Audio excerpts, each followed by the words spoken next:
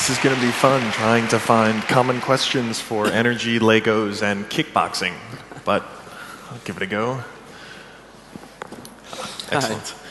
All right. Well, the one question that I needed to get answered, when I think could be an interesting point of contention, is whether or not a great company is created by its CEO or by its customers. Fight. By the CEO or by its... Yes. Are great companies the result of great CEOs or great customers? Or? Well, I can answer that one. Well, I think it's a conjunction. Of course, in Lego we have a very great CEO, but we have fantastic customers and fans and boosters, and I think probably they're a base. Without them, there would be no company. Even if you took our CEO and pulled him away, we would still have a company that would be pretty good. Not as good as it is today, but so I would say it's from the bottom. I would say I used to be in the music industry before, and there everybody who's a lead singer think that they are the ones creating the band's success.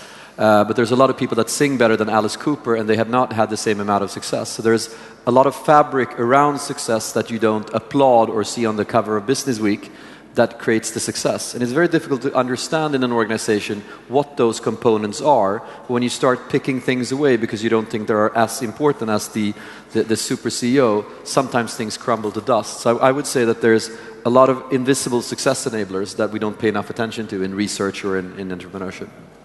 I think there's a third group involved because the company can't be run just by the CEO. And I think a lot of leadership revolves around how you can mobilize your team behind the CEO. And at least that's our experience in this project. The chain is only as strong as the weakest part in the chain. And if you get the team together, and you need a good CEO for that, then you're able to produce something that your customers and fans will like in the end. I think I should have, if I'd asked this question in the United States, where I think we tend to celebritize CEOs a lot more, maybe I would have gotten a little bit more of a fight out of you guys, but fair enough. In thinking about solar, what kind of opportunities are there for the tinkerers, for the kind of people who want to take apart their Lego Mindstorms to hack solar? Is there an opportunity for me to get a kit sent to my house and for me to start recharging my BlackBerry using a solar panel? Well, as I said, we produce more than we need. In a climate like Berlin, it's going to be about 25% more. In a climate like Madrid, it's going to be 75% more over the course of a year than the inhabitants need. And I think most of the systems are in place. Everything that we built in is from the shelf. And only the way we put it together has some innovative parts. But you can have your solar panels at home. Everybody can change his electricity provider.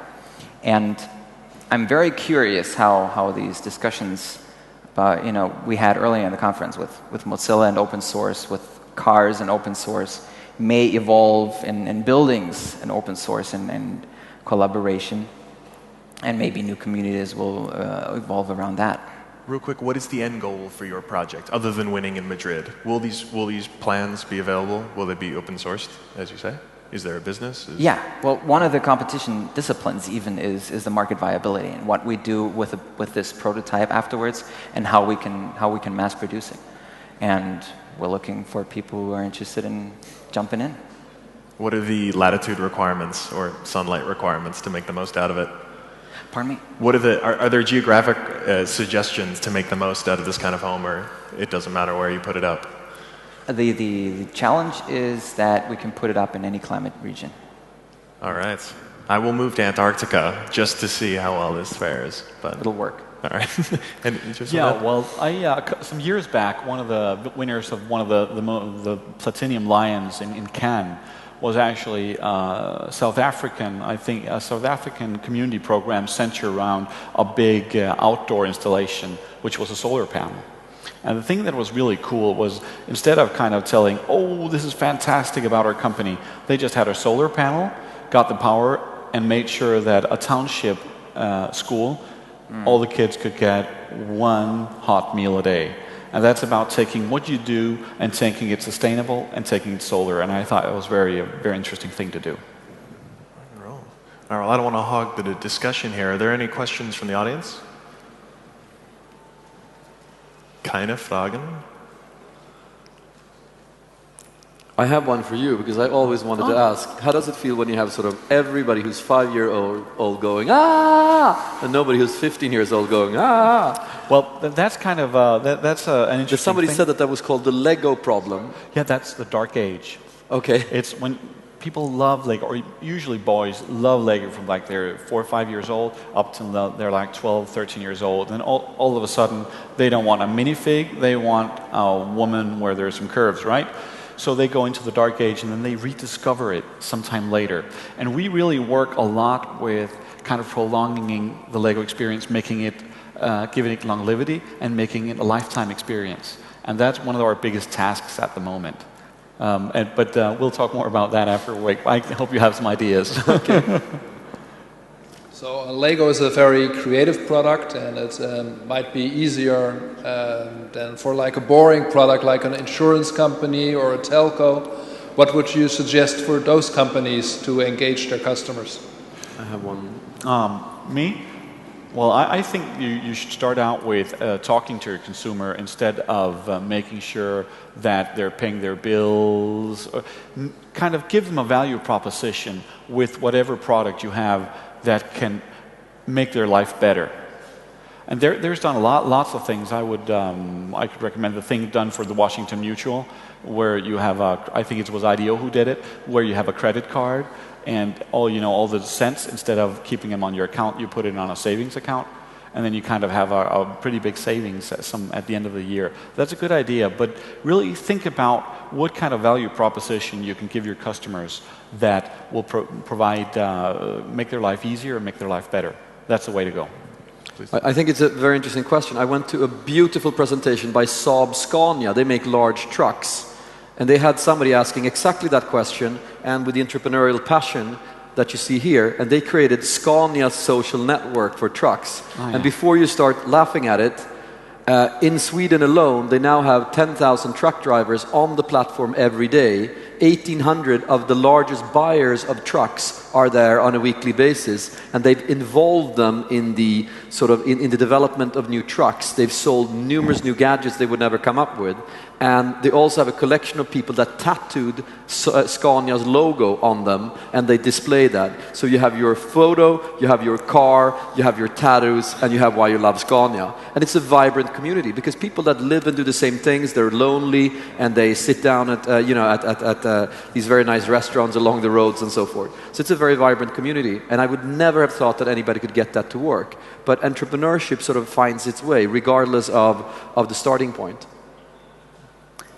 I have another question about the community. What's the age structure? I mean, when we talk about social media, the age of 5 is not usually our target audience.